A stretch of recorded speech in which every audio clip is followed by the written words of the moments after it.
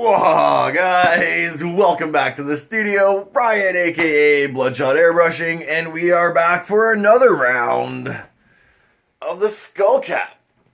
It's coming along. Time to start chiseling some darks. Using my typical mixture of my blue, purple, brown. Now we are talking 5 drops sepia. This is an FW transparent ink, airbrushing ink. 1 drop Rowney blue and 1 drop opaque purple, but that doesn't really matter. I thinned it out so it's transparent anyways. And guys, this is just my variation. You can come up with something similar. You don't have to be using these exact colors. Just find yourself a nice gray off black. Black is a little too harsh, hard to do nice fades with black, I find. So this is what I tend to do, guys. And let's get in on it. This guy. Oh yeah. You know how I do. Check it out. Wow. The skull cap. And as we start this segment, I am using my Iwata HPC. This is the bigger of my 2 airbrushes. Bigger cup size, holds more paint. Bigger needle nozzle combination, can throw more paint. But I still find I can get some amazing detail with this brush. So it's kind of my favorite, kind of my go-to, my workhorse. And watch that finger, guys. This is a great opportunity to see how it moves, or rather, how little it moves. And this is something that you're really going to want to practice and really going to want to master to get these tiny little details. Man, that finger is barely pulling back on that trigger whatsoever. And we've been spraying for about a minute, guys, and this is pretty common. It's time to clean off that tip, and I just give it a little pinch with my fingertips. Give her a few quick blasts of air with that trigger pulled back, and that will remove any dried paint, any little chunks that can build up in between your needle and nozzle. And that's how I do, guys. Pretty much every couple minutes you'll see me take a step back. And that's what I do. I take a step back, have an overall gauge of the piece, and at the same time, I clean that needle and nozzle. About every minute I'm spraying, guys. It's become so often that it's second nature. I don't even notice I'm doing it. And this is just some dark tones into the blood, just to give it an overall darker tone than the skull. And it helps me to map it out a little bit better. And again, chiseling in some of these darks. You can use stencils or you can do this freehand. There's no real right or wrong. It's whatever works best for you. Here I'm choosing to do this freehand and really knocking some of these portions back into the darkness. One of the references, or at least something that was mentioned in the conversation I had with my client, was he really dug the Punisher skull, and that to him was something that was really evil. And that's a very stretched, elongated skull, and it's only got like 3 or 4 teeth on a good day, depending on the representation. So I'm kind of playing with something in between. You know, I've got all the teeth and everything's there, so it's definitely more detailed. But I've pushed the brow ridges to make it really look like it's angry. Squinted the eyes even. And yeah, I stretched it out a little bit. Nowhere near what's going on with the Punisher logo. But just something that was always back in my mind, and I knew I was going to play with the lighting to kind of make this thing look a little bit more like the Punisher. You catch my drift? No copyright intended. And that's why you'll see back in some of these areas on the cheekbones. Then I went a little sharper, a little more triangular with some of these, which again isn't necessarily the actual form of a skull, but it gives me some cool lines and makes my customer happy.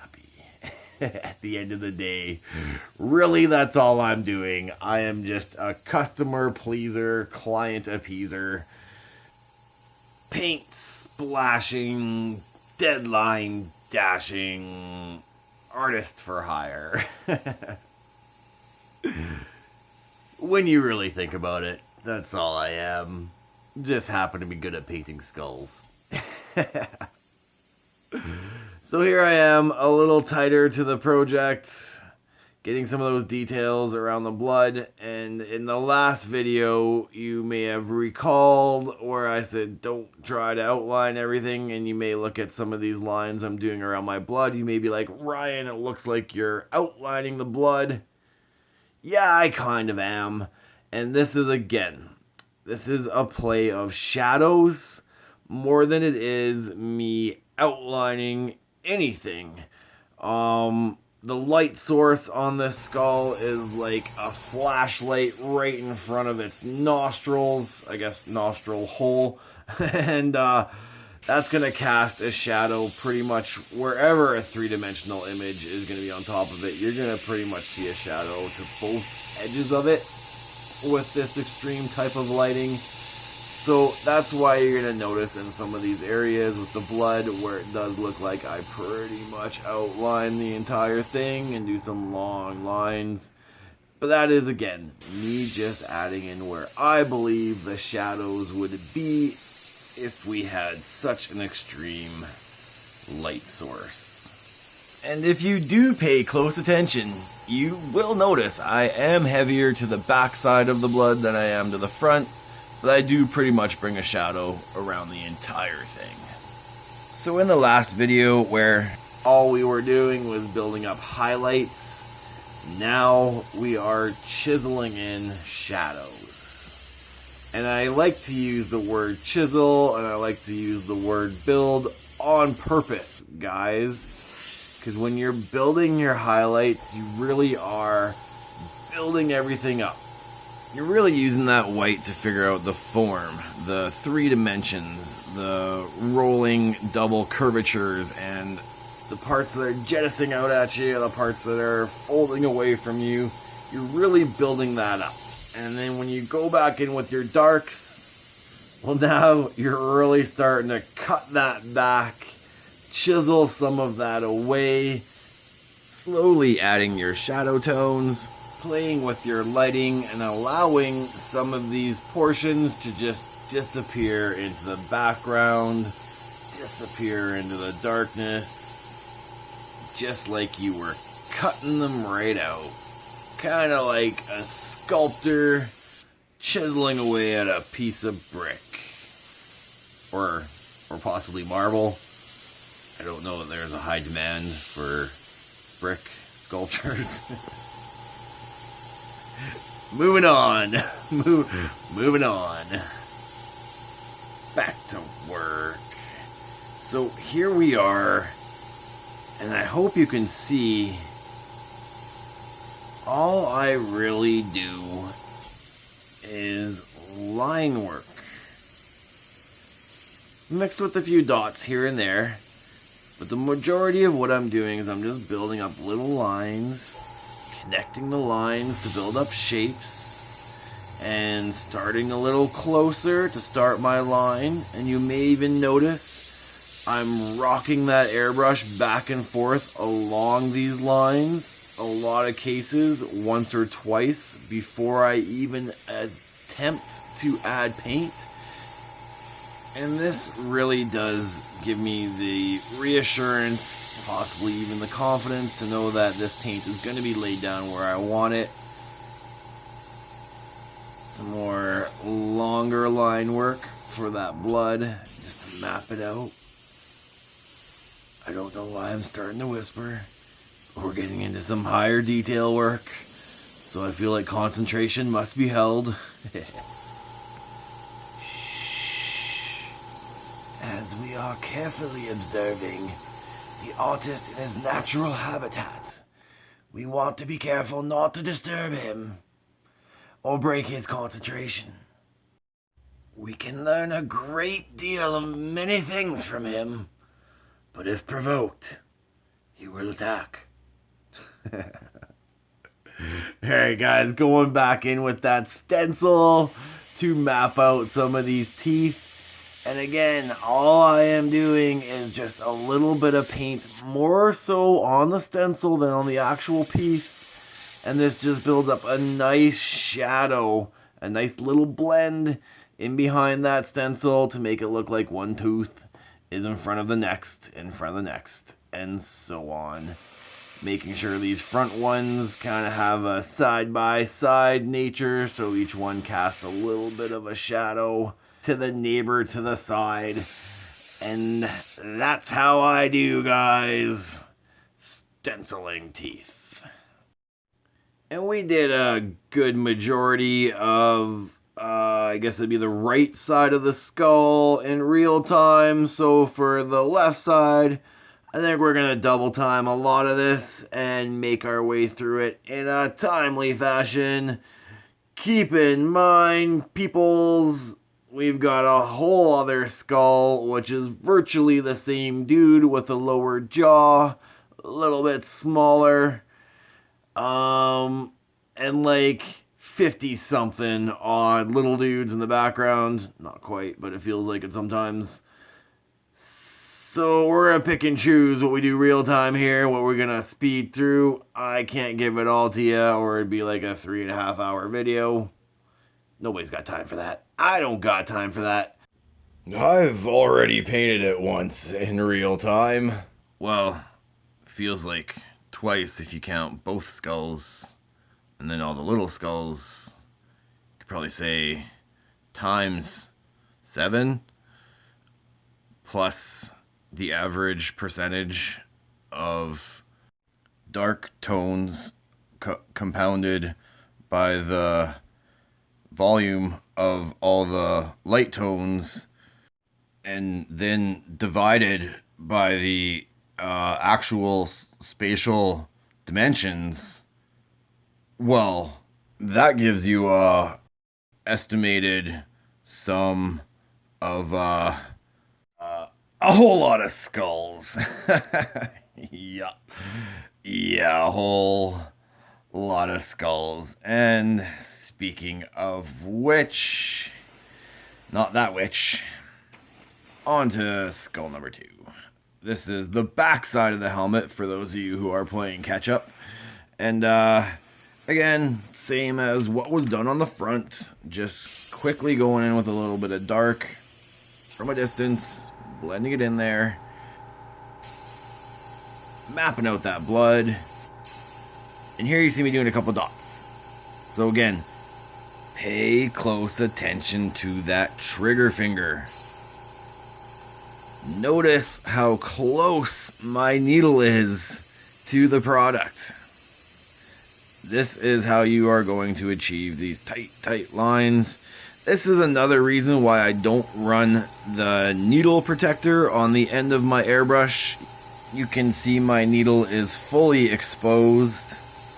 And twofold, this allows me to get real nice, up and close and personal with the piece that I am painting. And secondary, which is maybe more important, is the good old, everybody who has an airbrush knows what I'm talking about when I say tip dry. And I know we talked about it a little bit earlier in the video here, guys and gals, and everybody else, pets included, and all the other wild beasts and creatures, why not?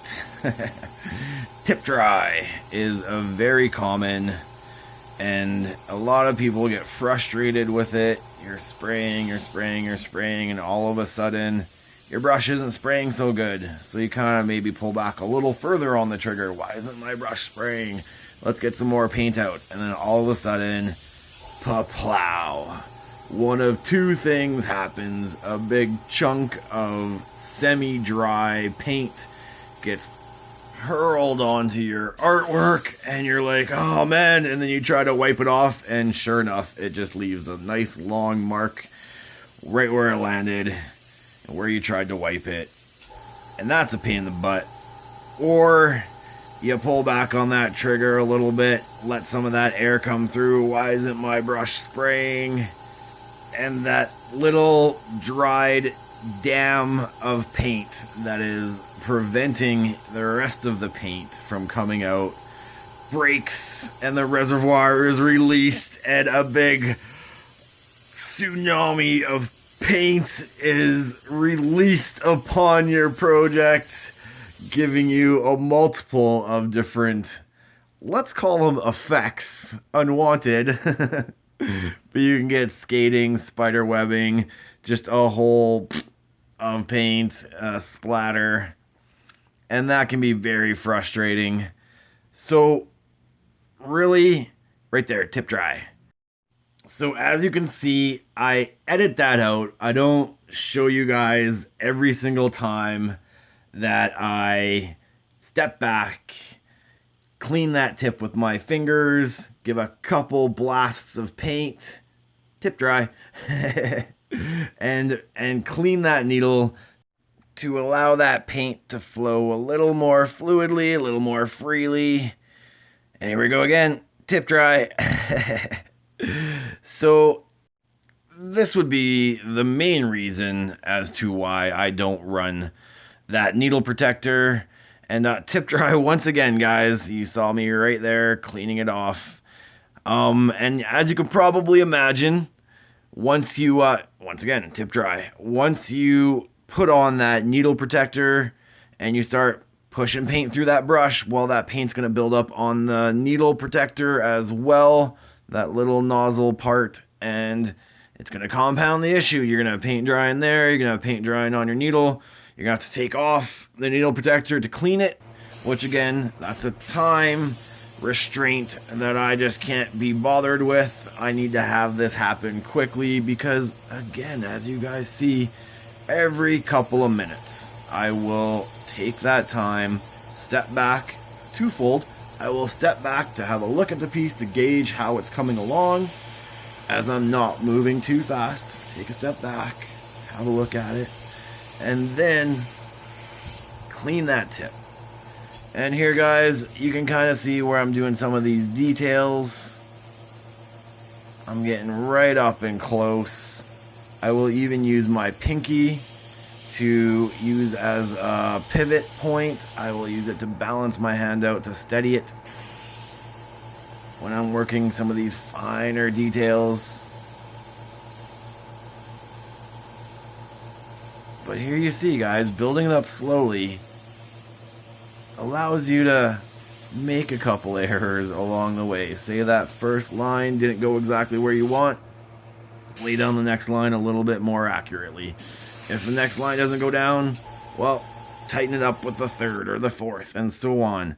And this is why I always recommend, and you will hear me say repeatedly, build it up in layers, transparent colors. Man, I only ever really use opaques when I'm blocking out big areas. Okay, so even when I was mapping out the white for this skull, I wasn't blocking it all out bright white, so it was a transparent paint.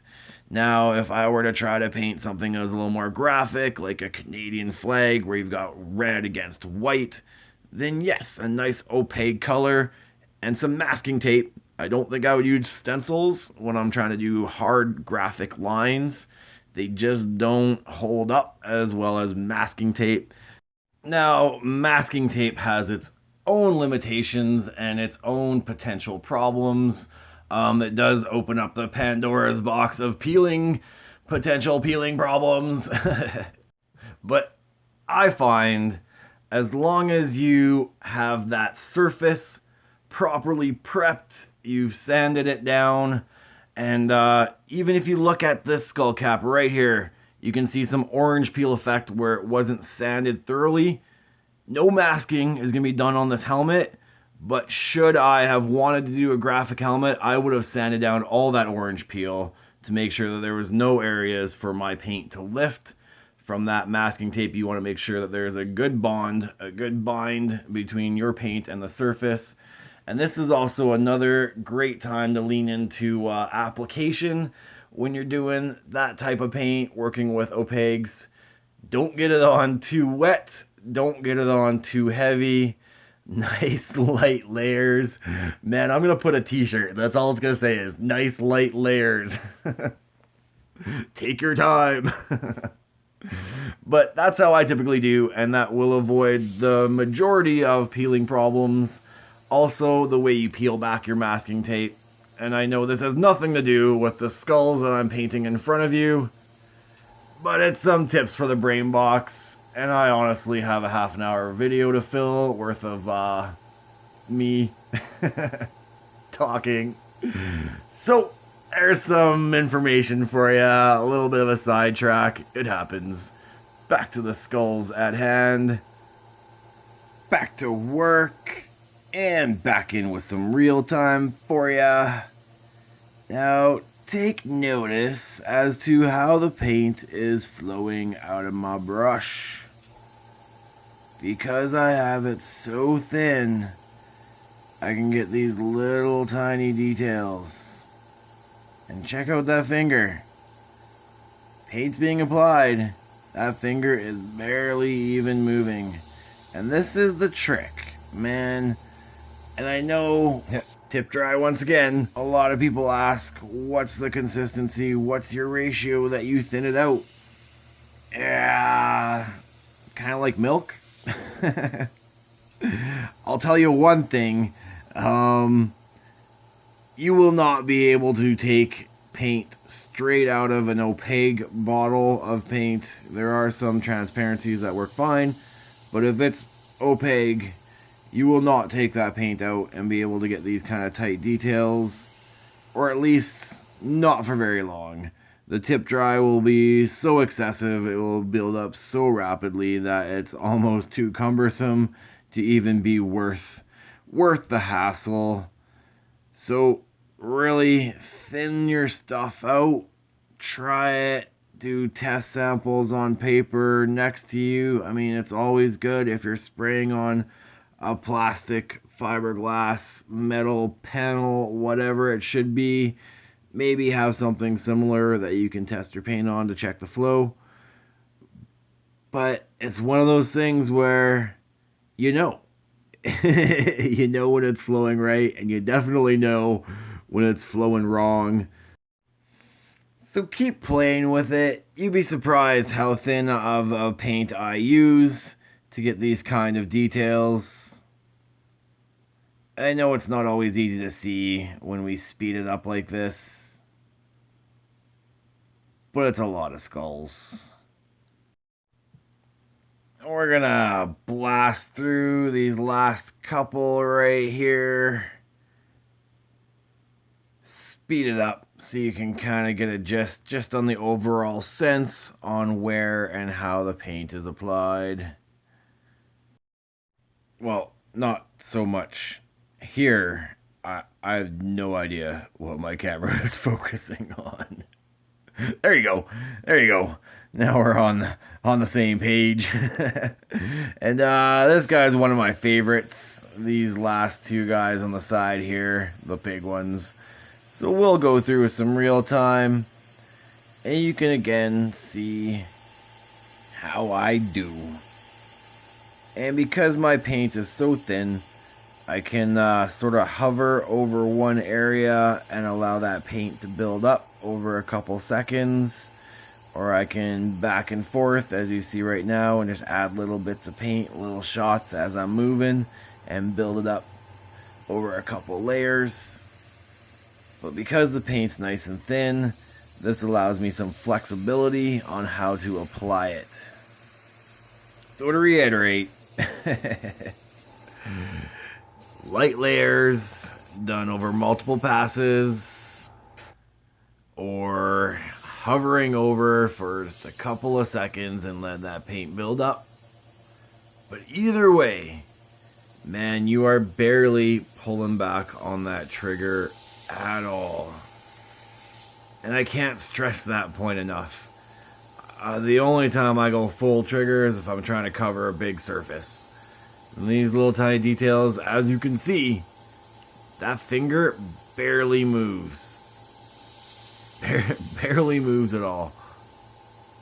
And it's all done virtually like a paintbrush, done in brush strokes, building up lines, placing down dots, blending in fades. This is all it is. Not that difficult. It's all about mastering the tool. It's the distance on how far you are in relation to how thin your paint is, in relation to how far you're pulling back your trigger, and doing the numbers. Yeah, your face probably looks like this skull right now. Say what? Ryan, you want me to do what now? Yup. But understand, it sounds more difficult than it actually is. And the more time you put in, the more you'll understand. And the better you understand it, the easier it gets. As with anything and everything, guys, it's all about putting in the time. And speaking of time, we're getting pretty close to wrap up of this video. I want to thank you for coming along for another half an hour ride. These videos are possibly too long, maybe just too long for me because it's a big undertaking. But I hope you guys enjoyed it. And like I say, I'm still learning too. This whole editing, recording, voice overlaying, pictures and GIFs.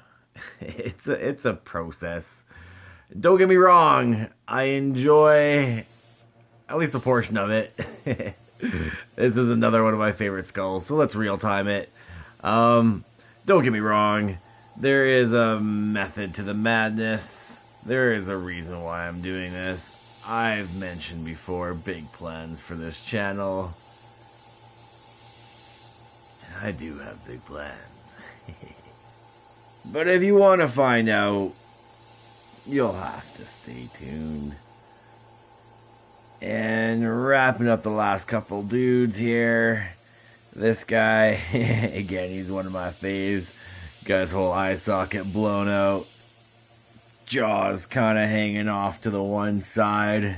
I don't know, I just think he's got a ton of personality. I like it. I like it. So here you just see some of those last final details. Chiseling in these darks. Blasting in the shadows and knocking it back into the background. And that, my friends, is how I do.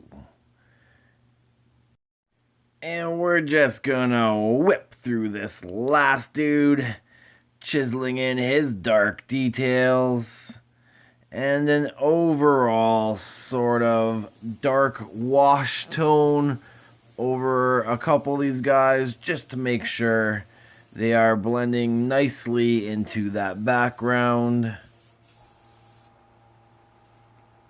Oh yeah.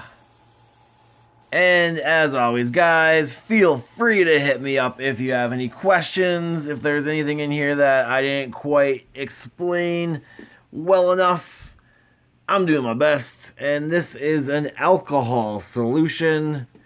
Grease and wax remover, silicone remover. Because it's an alcohol, it does not affect my water-based paints a whole heck of a lot. If I started rubbing on top of that, I would start taking off some layers of paint.